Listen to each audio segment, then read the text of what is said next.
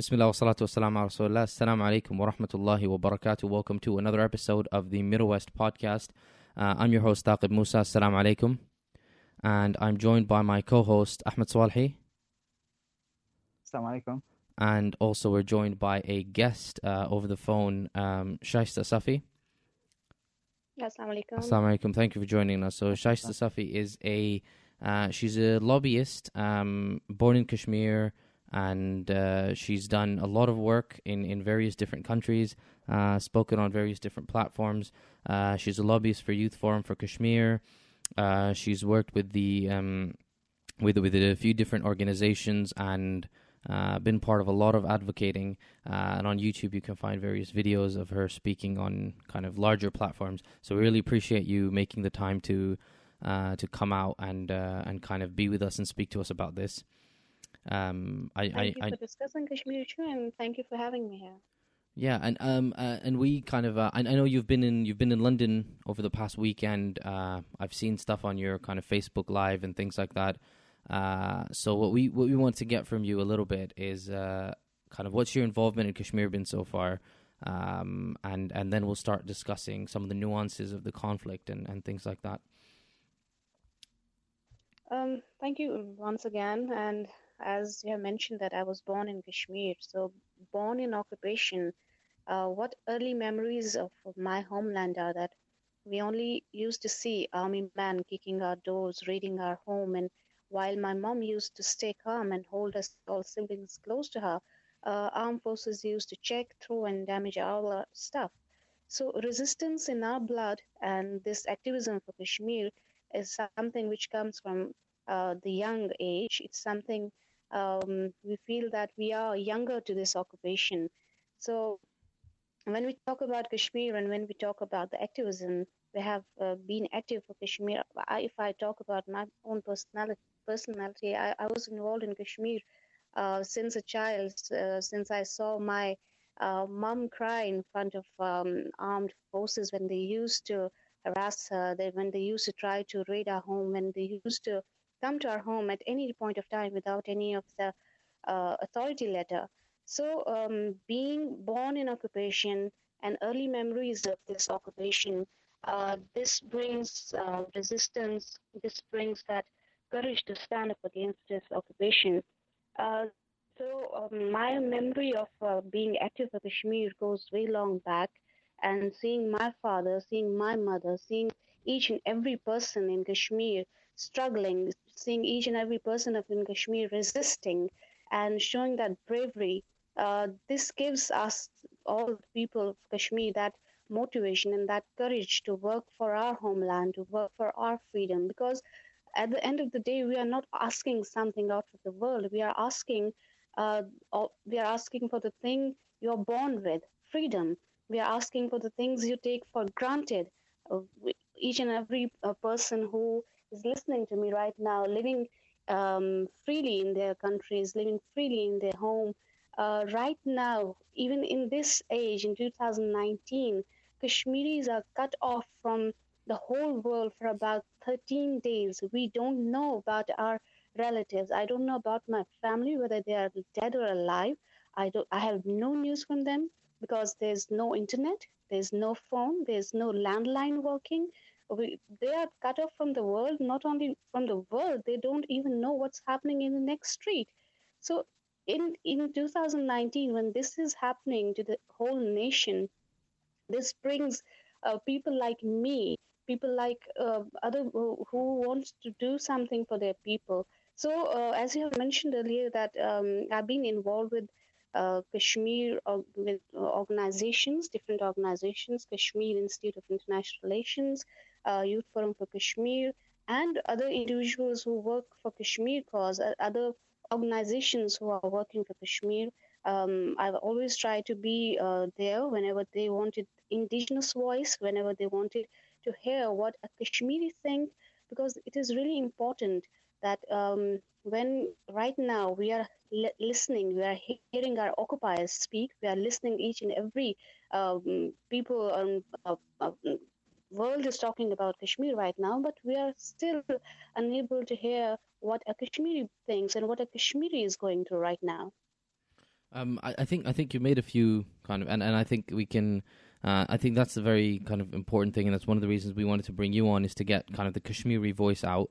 And I think just to go a little bit back in the background, so and correct me if I'm wrong, but Kashmir's been a flashpoint for violence since 1947. The Indian occupied bit of Kashmir is considered the highest militarized zone in the world, with both India and Pakistan laying claim to it. When we talk about historical roots of this conflict and this region, what do you kind of put it down as? And when you refer to kind of the people occupying you, who do you kind of ascribe that to? Do you think that it's because a lot of people from Pakistani Indian background say that this was a legacy left by the British Raj or something, but do you kind of view the Indian government as a greater cause of this conflict? What's the background?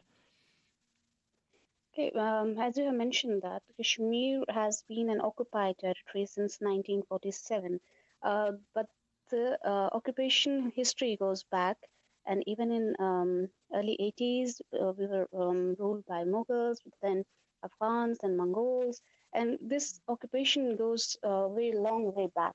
Even in 1931, when this India and Pakistan the British, this thing was rising up. In 1931, more than 22 Kashmiris were martyred just because they wanted to complete the adhan, and they were protesting outside a jail, and they were because one of the person was named, he was imprisoned, and Kashmiris were protesting there outside. And when it came to time of adhan, one person stood up and he wanted to give adhan, and 22 Kashmiris were killed in 1931. So the history goes back. But when we're talking about this 1947 partition thing, at that time, as you rightly mentioned, that it was British that um, kept this thing alive. That they want at that time it was decided that the Muslim majority areas will go to Pakistan and Hindu majorities area will come under rule of India. But when it came to Kashmir and when it came to Hyderabad and Junagadh, the rule some sort of changed. For Hyderabad and Junagadh, it was Hindu ruler. It was Muslim ruler, but the majority was Hindu, so they changed the rules. And for Kashmir, they kept it delaying. And it was India who took this Kashmir issue to UN, and it was India who made this Kashmir issue an internationally recognized dispute. We have more than 22 resolutions by United Nations for Kashmir. Uh, Nehru, the prime minister, the first prime minister of India, has made statements, a lot of statements on Kashmir, that it is the people of Kashmir who needs to decide what they want. It's the people of Kashmir who have the right to decide their future. And Gandhi, the well-known person in the world, he even in his speech said that it's the people of Kashmir who needs to decide their future, whether they want to be Pakistan or India.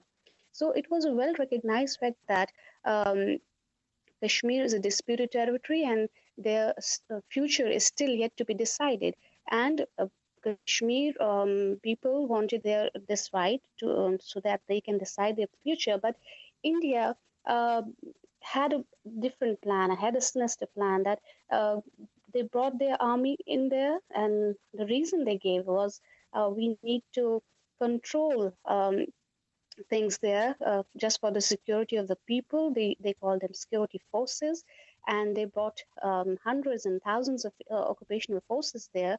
And since then, those occupational forces are in Indian occupied Kashmir. And you rightly said that there's already a disproportionate ratio of military to civilians, that for every 10 civilians, there's a one military personnel, and that makes it the world's largest military occupation. And we call it as the largest open air cage. So even from 1947, even though we had so many resolutions, even though we had so many of peace dialogues between India, Pakistan, and United Nations, Kashmiris were suffering. Kashmiris were the victims, and we saw Kashmiris took part in elections as well. They were rigged in 1987. Elections were highly rigged, and then Kashmiris took to the other path. We saw that Kashmir even went to diplomacy, and they had their own representatives representing them in UN and in OIC, but still they were waiting. We saw in 2008 Kashmiri youngsters, the young children, young girls came out on the roads protesting and demanding their right of self-determination. And they were brutally killed, and more than 120 youngsters were killed, martyred in 2008. In 2010, we saw again Kashmiris coming out on the road. In 2016, the world saw that one of the freedom fighter, Burhan Wani, was martyred, and whole of the valley, whole of the Kashmir was on road protesting, demanding their right.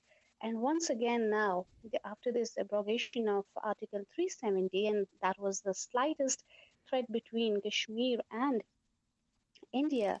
Now India has abrogated it, and we know that what they want from it, and we know what their plans are. Just to follow the footsteps of Israel, India is trying to change the demography of Kashmir and change this ratio of Muslim majority and turn into a Hindu majority area. I think. So the conflict, yeah. Yeah, so I think there's a lot that you said to kind of to unpack there. I think culminating in the kind of the current repealing of some of the protections that were given to Kashmir federally. What I wanted to kind of mention kind of before that is that one of the things you mentioned as a root of the conflict was in 47 when India sent forces in. During that time, I think Pakistan and India fought a war over it and then kind of withdrew to their parts.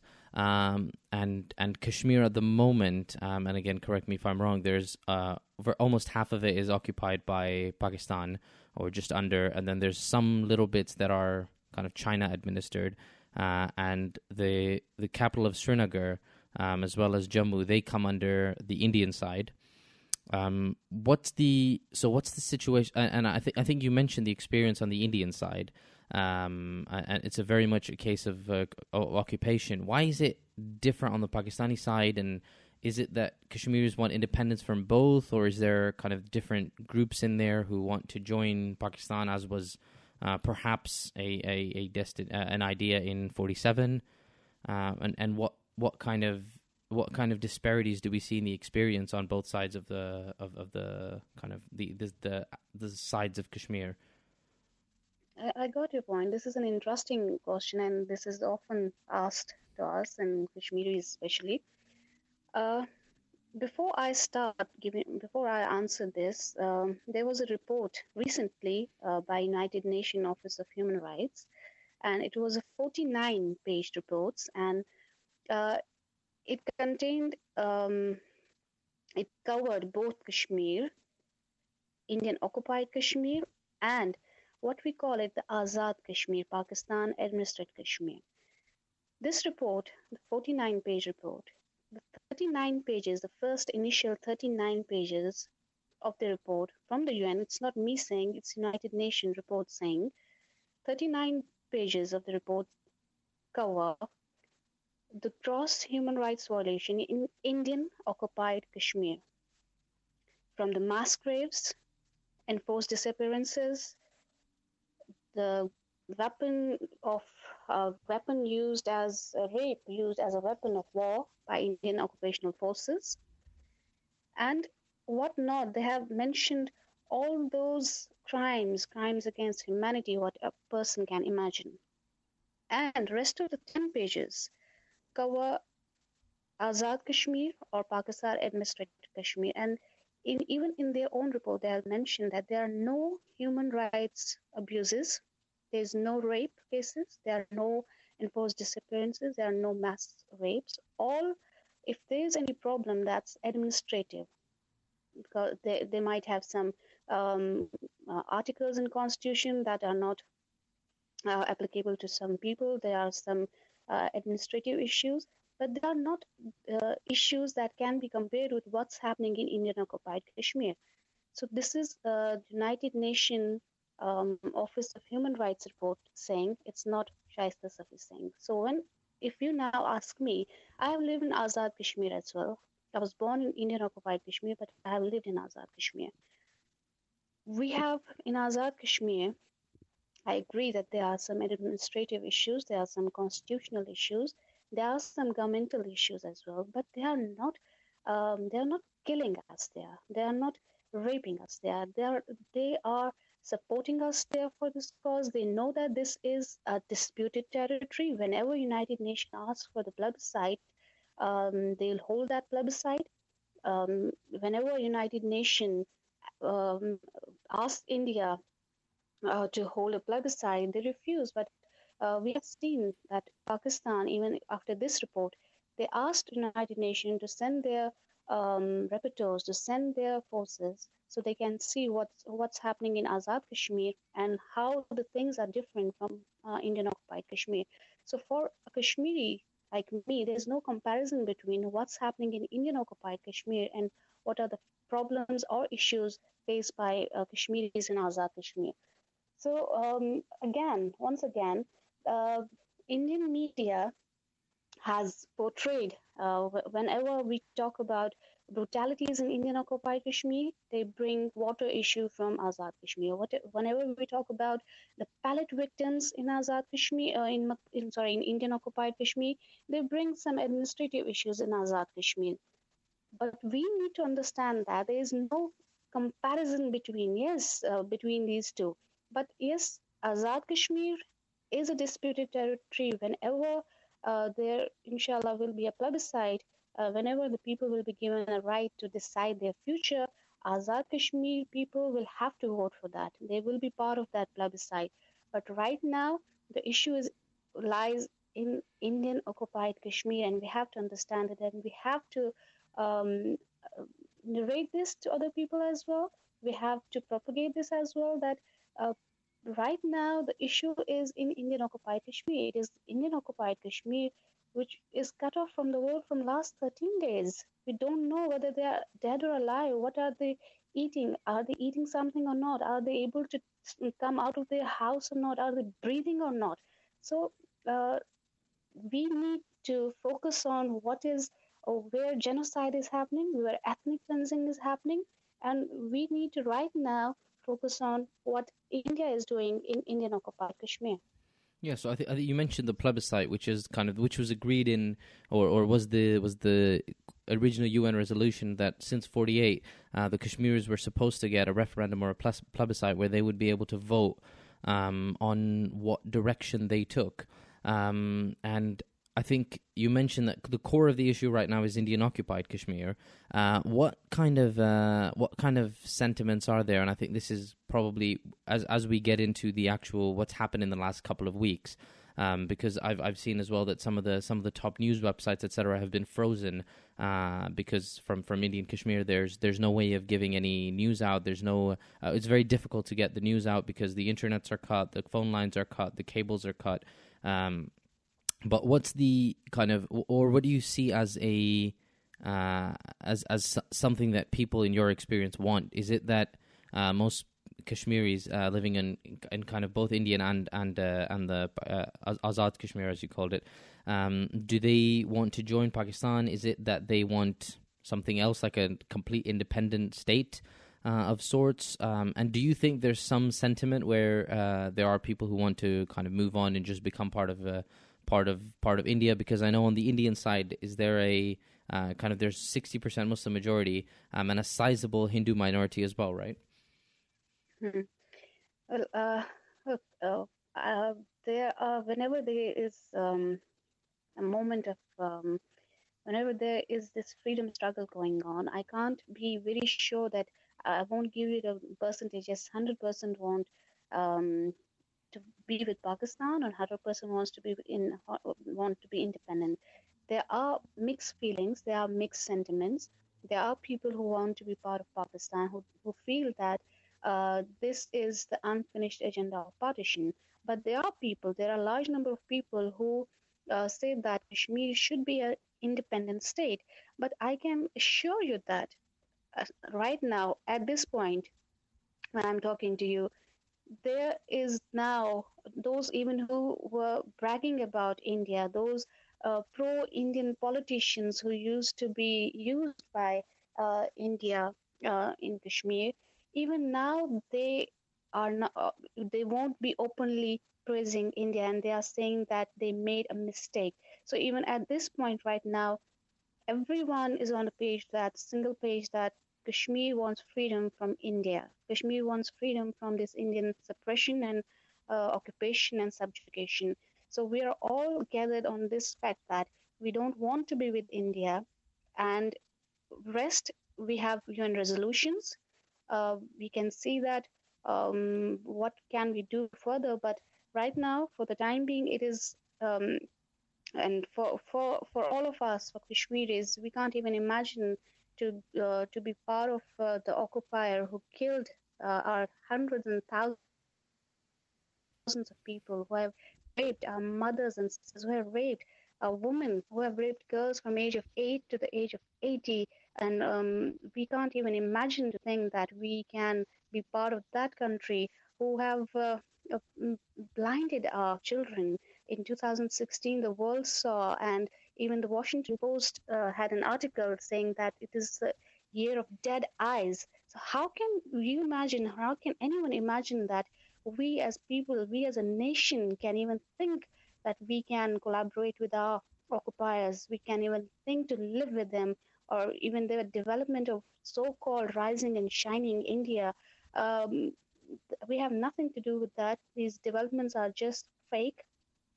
We just want Kashmir to be free from India. We want our children to live in peace. We want our children and us to live in freedom that we deserve.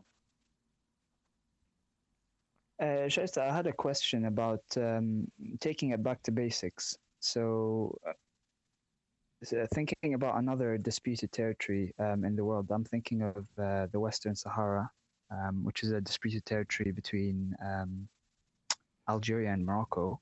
Mhm. They sort of have a similar situation in that it's a disputed territory, and there's been decades-long efforts of wanting to hold a referendum, to give the Western Saharan people a choice of either being an autonomous region or joining either of the countries. So it's got similar sort of parallels with Kashmiri conflict, Kashmiri issue. The issue, obviously, it's a very it's a result of poor planning and poor partition from colonial times as well. But there's also the reason of the Western Sahara having a lot of natural resources. So taking it back to basics again, if what is it about Kashmir in particular, that's very valued? Does it have many natural resources that either India or Pakistan want to hold? Because I know you've mentioned the water issue, but is there anything else about Kashmir in particular that makes it very a region of conflict? Well, it was said that in future the war will be on water. So Kashmir is rich in water. We have lots of rivers flowing towards India and Pakistan. And yes, water. Kashmir, unfortunately, or fortunately, we have lots of rivers, and that are being controlled right now by Indian occupied India, that is occupied by India, and all our resources that comes from water are controlled by the center, that is Delhi, and we have to purchase. We Kashmiris have to purchase the electricity that is being built by our own water. We have to purchase it from the center now. So yes, we are rich in culture as well. We are rich in resistance as well. We have handicrafts and artifacts. We have the pashmina. We have saffron. Um, all of these things we get pennies, and that is being sold out by Indian merchants and traders, and they are earning in millions and billions, and Kashmiris are just earning pennies for that. So we have in Kashmir, we have apples and we have all kind of fruits that are being exported to the world. We have the beautiful Kashmiri pashmina shawls, and we have those artifacts. We have wooden artifacts as well.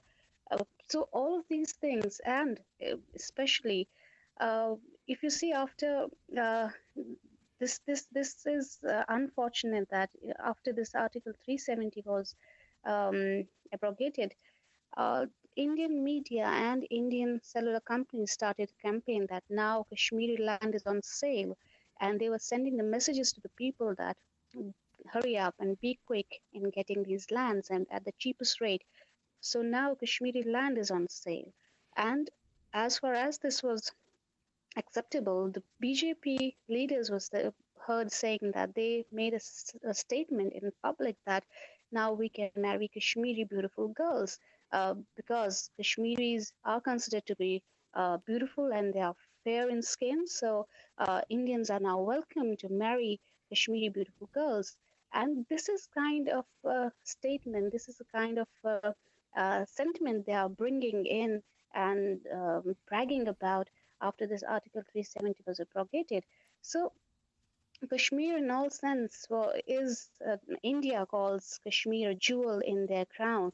So Kashmir land, Kashmir people, the hardworking people, their water, their all resources, with all the resources. Yes, this is unfortunate that all these resources are now being captured and being used by India, and not they are not any giving any benefit to Kashmiris, but it is being used and utilized by the occupier. So as we were saying that we heard that new wars will be on the water, so we are looking into the fact that India has made hundreds of dams on water of Kashmir, and they are restoring the water, storing it for their future, and they are giving just pennies to Kashmiris, and their water is being used, their resources are being used, but Kashmiris are the sufferers right now. They are the victims right now. They are uh, not getting any benefit from their own resources. I think you mentioned one of the things about the media, and one of the things I've been very surprised in, because India has a sizable Muslim population, almost 200 million people. That are Muslim in other parts of in other parts of India as well. One of the things I always find very surprising is that even Indian Muslims sometimes will tend to refer to what you refer to as Azad Kashmir. They'll call it Pakistan occupied Kashmir, and you mentioned some of the things about the kind of the dehumanization and objectification elements of the discourse in India, where they talk about kind of, you can come in and take their land now, and we'll discuss the specifics of Article 370. But what is kind of and what is the role of the Indian media in this, and how have they managed to get such a huge buy-in from the Indian population, even the Muslims who you would assume would sympathize with the case of a Muslim majority province? Well, we need to understand that the Muslims in India are facing their own problems. We have seen it's not hidden from anyone that what state of life they are living in India. Yes, there is majority of Muslim, many are Muslims in India. It's large number of Muslim population, but look into their state of life. They are being killed. They are being lynched just because they eat beef. They are not allowed to express their feeling. They are not allowed to express their um, emotions. They are not allowed to express their freedom. Uh, they have to prove at every point their patriotism towards their country. At every point, they have to prove that they are Indians first and then Muslims. So we need to understand how these Muslims of India are living, and they can't speak much. Those who have spoken about Kashmir, those who raised their voice for Kashmir, they were killed brutally. They were martyred.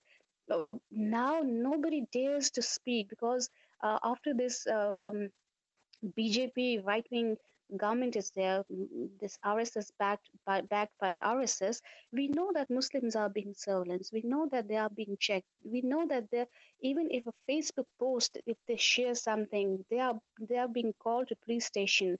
So they have their own issues. They are living in a misery right now in India. So what can they speak about the Muslims of Indian occupied Kashmir? When it comes to media, their question about media, we have seen that how brutally they lie, how they spread their propaganda.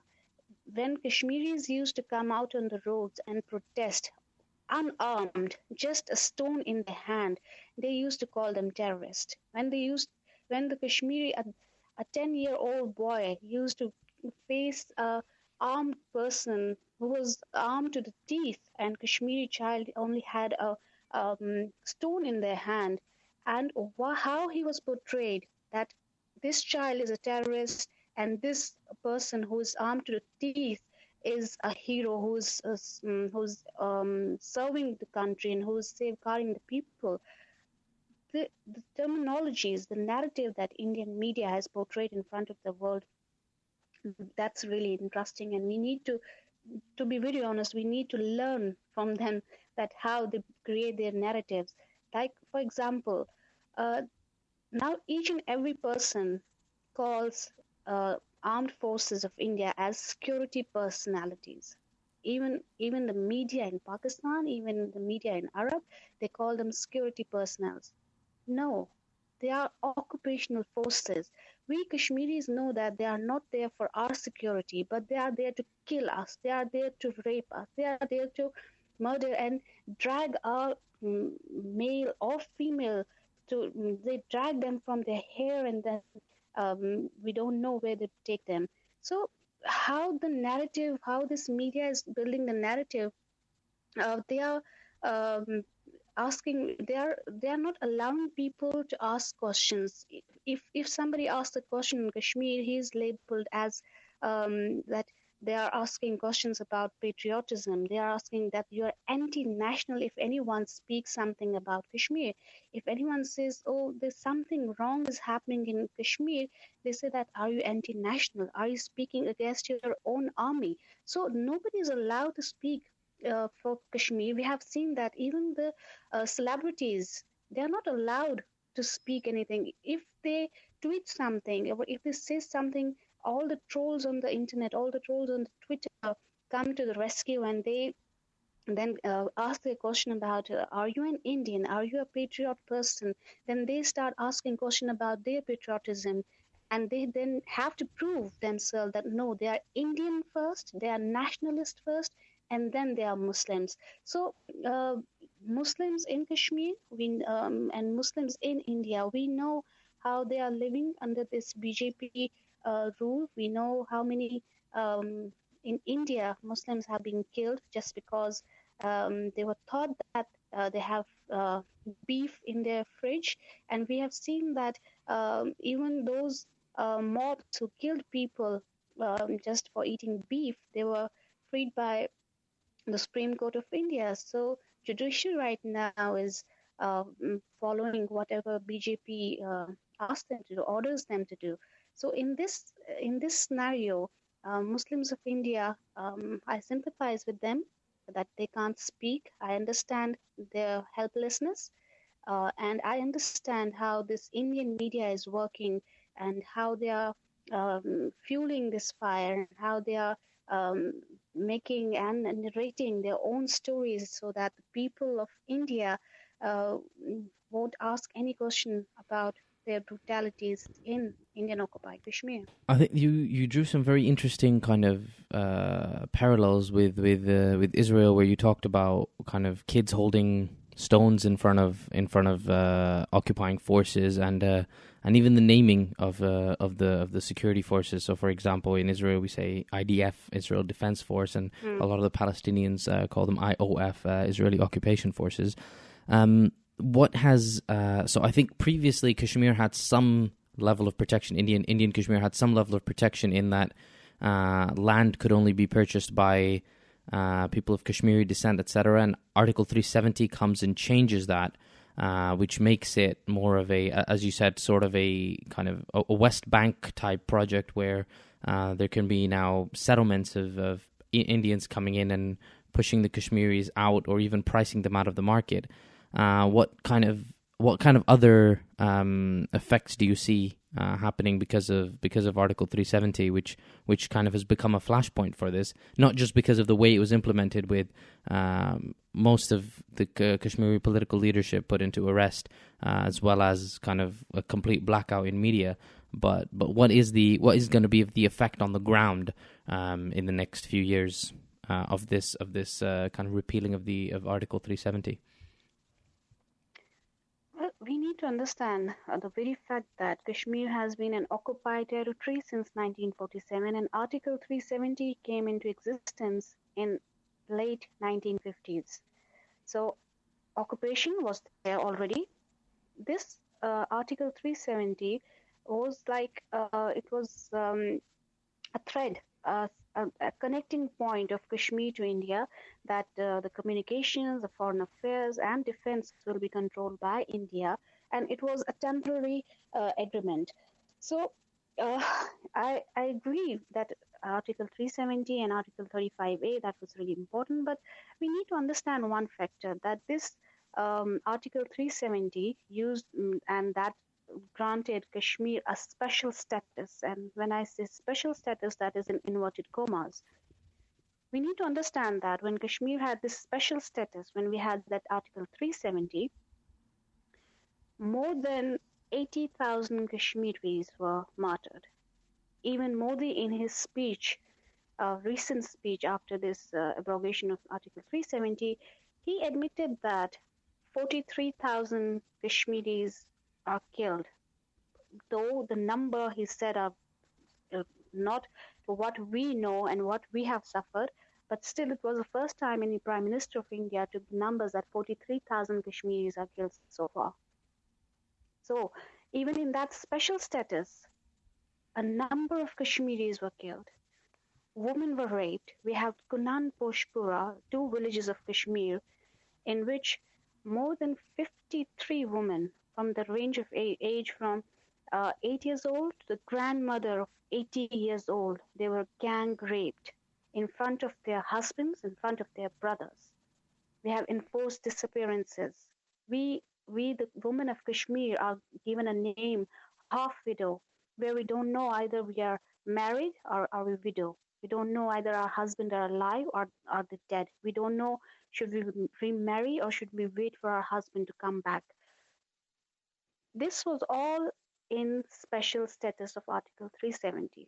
Now consider, when this special status is removed, when we are just ordinary subject of settler, that colonial mindset, consider and imagine what would they do to us now. When all of these things I mentioned, the enforced disappearances, the mass rapes, the mass graves, the killings, the torture, the pellets in our eyes, all of this was done under special status. And now that special status, that Article 370 is removed, what can Indian Army, what can Indian government do to unarmed, helpless people of Kashmir? You have to imagine that. And as you mentioned, the comparison between children of Kashmir, as I told that, yes, they have only stone in their hand. And we Kashmiri know that they are afraid of that stone in our hand.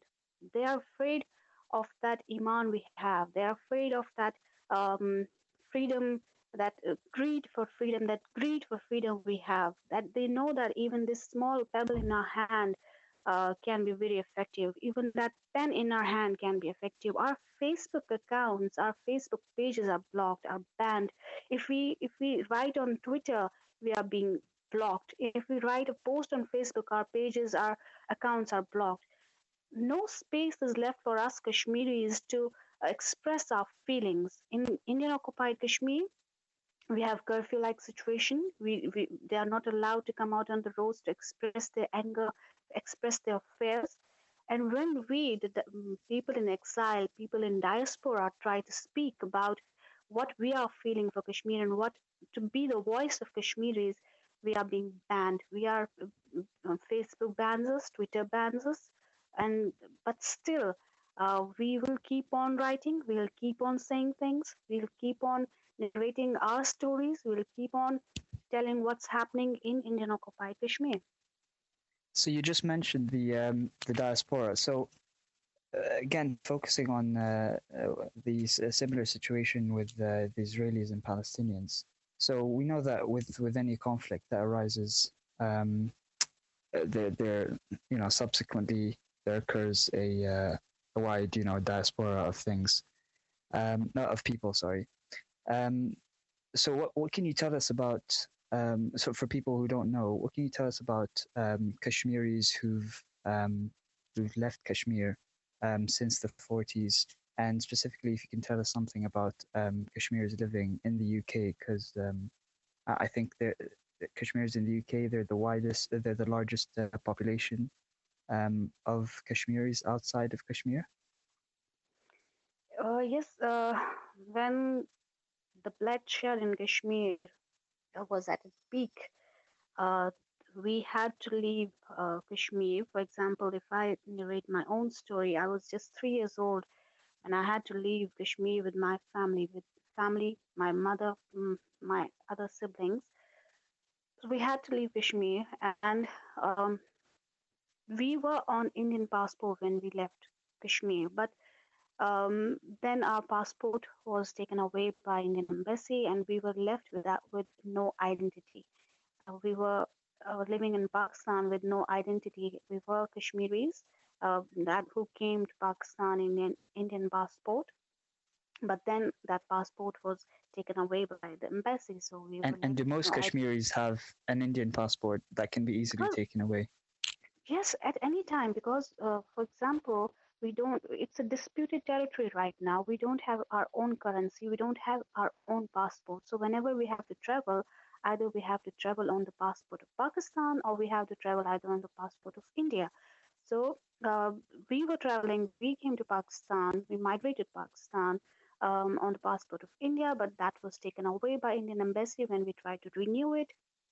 And we all siblings were on our mother's passport. In early 90s, it was a rule that children under age 12 used to be on their mother's passport. So all of us were on our mother's passport. So when my mother's passport was taken away, we all had no identity so far. So Pakistan gave us that, so we took the identity of Pakistan. So many of the Kashmiris who are living in Kashmir right now, Indian occupied Kashmir, if they have to travel, they need Indian passport. So coming back to the thing that those living in exile, those living who many of us had to leave because our houses were raided. As I told you earlier, that we left because our house was raided even at night without any authoritative letter. They used to come. They used to they used to just throw away our things. They used to search, and we had to sit outside our home, and they used to just search all of our house and shuffle everything here and there, and then when they couldn't find anything, they just let us in. So this was a regular activity which we used to see, and this is not just story of one house in Kashmir. If you are sitting in your TV lounge, you'll hear a large noise of a door being kicked by Indian occupational forces, and there you see them in your TV lounge right in front of you. You can't imagine while you are sitting in UK. You can't imagine these things happening here. Nobody is allowed to come without any authoritative letter or search warrants or anything. But in Indian occupied Kashmir, you are not even safe in your own house. If I recall Insha Mushtaq every time, a 14 years old girl who was sitting in her kitchen and discussing how she wants to go for, after her matriculation exams, she wants to go for medicine. And she just heard some noise outside her window, and she just peeked out of her window just to see what's this protest about. And a shower of pellets was sprayed on her eyes, and she is blinded for the rest of her life. for both of our eyes. She can't see now. That's just a story of one girl, 14 years old, Insha Mushtaq. These things led people to flee out from Indian occupied Kashmir. People like us who are living in diaspora, people like us who are living in exile, we are not allowed to go back to Kashmir. We are not allowed to go back to the place we were born in. So you rightly said that UK has the largest diaspora of Kashmiris, but Pakistan hosts a lot of number of refugees in Pakistan and in Azad Kashmir. We have a lot of people living in the US, in Canada, in Australia. We are scattered in a lot of places. But whenever it comes, time like this comes when Kashmir is under threat, though Kashmir is under threat every time, but when this sort of a thing happens, we all come together. We recently, on 15th August, the so-called Independence Day of India, we saw that central London was blocked by Kashmiris. We protested there. A large number of people came there, protested. We raised slogans of our Azadi and our freedom, and a lot of people were there to witness it. And diaspora is what we can do is to pressurize the governments in the country we are living in. This is what we are trying to do, to contact our MPs, to contact our people in the parliament, to contact people in the government, to pressurize India and UN to implement and to take actions and not just lip service, because we have seen a lot of lip service already. So it's now time to take action and to implement those UN resolutions which give the right of self-determination to the people of Kashmir. Yes, yeah, and we'll discuss what we can do as as people in the UK to help in the issue. But I just wanted to ask about. So you said you and your family fled to Pakistan, which is a Muslim country. I wanted to ask about the role of Muslim countries just in general in the conflict throughout history and in this recent revocation of the Article 370. What has been the general response by Muslim countries to this issue? We have uh, we have got a lot of statements from Muslim countries. We have got a statement from OIC, the umbrella organization of uh, Muslims. Uh, but to be very honest, the kind of support we needed from Muslim countries, the kind of um support we needed at this crucial time, we always lack that. We always miss that courageous statements from the Muslim countries. Right now, Pakistan being the advocate and Pakistan being the part of this conflict, um, is taking Kashmir to the United Nations, is taking Kashmir to OIC, is getting its foreign minister meet different. Are going to different capitals of countries and talking about and making people aware what's happening in Indian occupied Kashmir. But we don't see such kind of advocacy and such kind of support from other Muslim countries. Though Turkey has given a very bold statement that they stand by at this time with the people of Kashmir. Malaysia and Malaysian Prime Minister has given a statement that they are looking into the matters and they are in continuous consultation with people, government of Pakistan, and they're looking into the matter. But we haven't seen any um, ground reality being changed in Indian occupied Kashmir. Curfew is still there, killings are still there. Yes, statements are coming from the Muslim world, governments of our Muslim countries, um, but we haven't seen anything happening or anything being changed. But there are a lot of people in our Muslim countries who support Kashmiri people, who are coming out on the roads. Even in Bahrain, protests are not allowed, but even in Bahrain, Kashmiris, Pakistanis, and Arabs came out on the roads to in solidarity with the people of Kashmir. In Turkey, we saw many people coming out on the roads and um, uh, narrating what's happening to Indian occupied Kashmir. We have loads of friends in different countries, in different Muslim countries, who are continuously in touch with us and asking what they can do and how they can play their role. So the people have this feeling for Kashmir, but as I said again, I'll say we don't.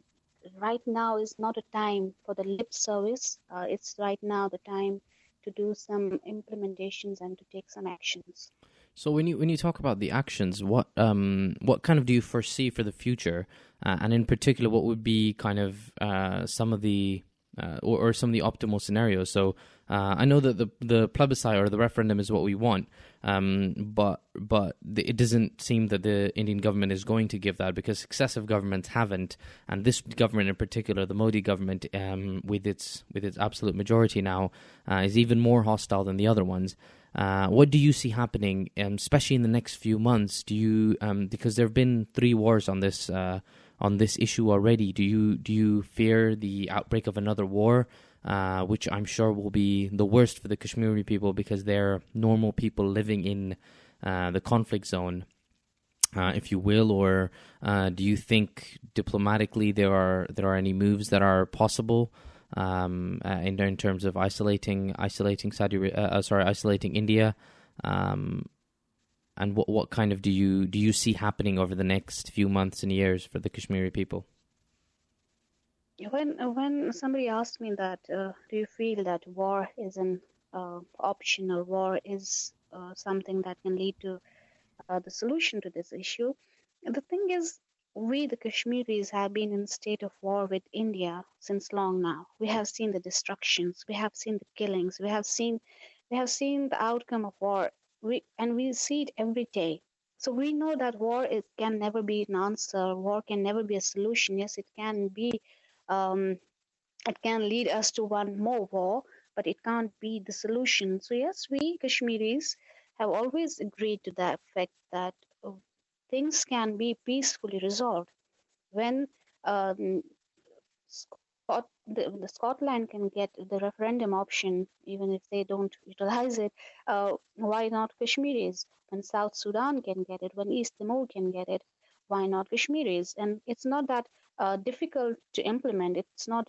It's just the stubbornness of India right now, which is leading this South Asia and this continent at the brink of war, because Kashmir is, as rightly said by Clinton once, that Kashmir is a nuclear flashpoint between India and Pakistan. And we saw in February that once India had sent its Air Force to the borders of Pakistan, that India and Pakistan just came closed for the nuclear war. So it is people and world need to understand that Kashmir is a nuclear flashpoint, and if you want to save this region, resolve the Kashmir issue. And what better way to resolve it when ask the people what they want, ask the people who are suffering right now. I know that, as you mentioned, that it seems a dreamlike situation right now, and it seems unrealistic when India is hell-bent to just merge and annex Kashmir with India. But we need to be realistic as well, that we, the people in exile, the people of the world, need to understand that that injustice anywhere is a threat to justice everywhere. So right now we need to raise our voice. We need to pressurize our governments to speak for Kashmir. We need to pressurize. We need to write to UN that it has hold a United Nations Security Council a closed door session on Kashmir. Why just a closed door? Why not a proper debate on Kashmir? Because Kashmir still is in the agenda of United Nations. We have more than 20 resolutions on Kashmir. Why just not talk about Kashmir, and why not ask people of Kashmir what they want? And when we can pressurize Indian government to take back its decision of abrogation of Article 370 and Article 35A, which gives them access to our resources. Already they were using our resources, but now they have free hand. Nobody will ask them No, they are not answerable to anyone about our resources and our land and what they do to our people. So, for us and for the countries, we need to pressurize India to take away its to demilitarize Kashmir, to get back on what UN resolution says about Kashmir, and ask people of Kashmir about their future and what they decide for their future. So for the individual Muslim in the UK, the average Muslim in the UK, um, they would see something like, writing to the UN or writing to their MP is something um, sort of without out of reach. What are some sort of practical steps or something that anyone can do to help, contribute to this issue? So whether it's I mean, obviously writing to the MP, to your MP, is practical, but what other things can be done by the individual Muslim who isn't very sort of politically active, or but really cares about this issue? Um, what would you suggest? I'll suggest them to first know a bit of history and talk to a Kashmiri, know what Kashmir issue actually is. Before educating, before writing to your MPs, you should know what you are talking about. Be clear in what you are writing to. Understand the conflict first, because as initially you said that many of the people even don't know what Kashmir issue is, even till now. Thanks to Modi, that he is now internationalizing the Kashmir issue. Um, uh, he, we, the people, the Muslim youngsters, they need to understand what Kashmir stands for, what this resistance stands for, what are we asking? Are we asking something very different? Are we asking something out of this world? They need to understand. They need put themselves in our, put their feet in our shoes and understand what we are going through, what we are lacking, what we are asking for. When people will see our perspective, when they see things from our lens, when they'll understand how life is in occupation, how it feels for a lady, how it feels for a girl to go out of the house and pass through tens and 20 of the checkposts and listen to all those lewd remarks from the army personnel and look on that face. We have to um, go through these checkpoints every day. We have to prove our identity. The natives have to prove their identity to the aliens. We have to prove our identity to our occupier every day. To move around, to go around, we have to show our identity. When we tell these things to the people, for example, living in UK, who haven't seen this thing, who are free, who do everything they want, they can't even imagine that even in this time, even at this point of age, people are going through such things. We in Kashmir really get chance to sit with a family, with our family, and eat together. We really get a chance to have a get together. We really get the chance to spend those happy moments as a family. So we need to make people understand what Kashmiris are going through. We need to narrate their stories. We need to tell their miseries. We need to tell what are they suffering from. But once you tell a story, you need to know the story first. So I'll encourage people. I'll encourage the youngsters who can write, who can speak, who can write poems, who can write articles, to know about Kashmir and give Kashmir some time and some portion in your writings and in your readings, in your speaking skills. Learn about Kashmir, and what better way to learn than from a Kashmir itself, from Kashmiri itself. So So yeah, so learn about raising Kashmir. awareness. Yeah, so being aware and being empathetic of the situation in Kashmir. But I'm thinking of again, thinking back to the Israeli-Palestinian conflict and how that issue has, for example, the BDS movement, boycott, divest, and sanction movement, and that sort of has had some success, of course, depending on who you speak to. Is there some sort of boycotting of Indian occupying Yeah, Yes, since things or sanctions or this something. curfew, 13 days curfew has started, uh, many of our colleagues and many of our friends have started that boycott Indian products because in UK there are a lot of Indians and South Asian people who are using Indian products. They're watching Bollywood movies, watching Indian dramas. So they're asking and they're requesting people to boycott Indian products and especially their spices and their rice and their pulses and all that, and to boycott. They even boycott their listening to their music and to their watching their movies as well, because you are consciously or unconsciously paying for killing of a Kashmiri. You are paying when a pellet is fired on the eye of a Kashmiri girl or a boy or a old man or woman. You are being part of that. So again, we need awareness campaigns for that again, because you need to make people understand they are used to using these things. You need to make them aware and make them know that what they are boycotting to, why they are boycotting to. So again, the awareness is really important. Our youngsters, our people should know what Indian occupational forces are doing to Kashmiri people and why we should boycott all these things. Really, really appreciate you kind of coming on and talking to us about this. And I think one of the purposes for us of this episode was to kind of give people a more clear view and an insight into it, and hopefully we'll be covering it in more episodes and talking about more things you can do, because there's an element of boycotting and writing to your MP, etc., that can help. And I think there was Jeremy Corbyn put up a tweet for it, and that was hailed as, us standing against it. But as you said, realistically, nothing's really happened, and at the moment we're in the very depressing situation where it seems that India's going to get away with this, and they're going to continue their plans, much as what we've seen in the Israel-Palestine occupation as well.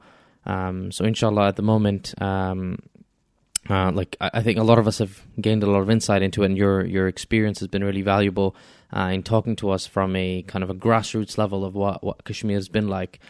So we really appreciate your time, and inshallah, we'll be able to action some of the things that you said, but also find kind of new opportunities in order to kind of do more to help this conflict. But we really appreciate your time. Thank you very much for coming on.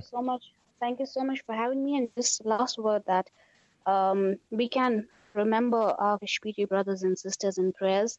I offered my Eid namaz here in UK, in London, and to my surprise, there was when I prayed there was no dua for the Kashmiri people who are right now under siege, who are under right now in curfew. So at least what we can do on our part is we know the power of dua, so we shouldn't take that for granted. Remember people of Kashmir in your duas at least, and make dua for Ummah and make dua for the people who are right now under occupation. All right. Thank you very much. I think people can find Shaista on Twitter. What's your kind of handle to follow? Are there any news? Jiashai is my name on Twitter. And are there any news websites in particular that you recommend for kind of a view of on the ground of Kashmir? Right now, the view from Kashmir perspective, Kashmir newspapers are gagged right now. We have Greater Kashmir, we have Rising Kashmir. Nothing is coming out from Kashmir right now. So there are articles, there are on different Twitter handles on Kashmir. They are run by indigenous Kashmiris. Right now, listen to them. Listen to what a Kashmiri living in exile and living in the diaspora has to say. And even right now, different articles on Washington Post and the Guardians, they have shown the real picture of Kashmir as well. So whenever you will read something, that you will find out that whosoever is narrating stories for Kashmir, whosoever is trying to portray a picture of occupation or what India is doing, we'll understand which is the Kashmiri perspective. Really appreciate that. From our podcast, you can email us at middlewestpc@gmail.com. You can follow us on Twitter, Facebook, and you can listen on YouTube, Apple Podcasts, Google Podcasts, wherever you listen to your podcasts. Inshallah, we'll be back in another 2 weeks with another episode. Assalamu alaikum wa rahmatullahi wa barakatuh.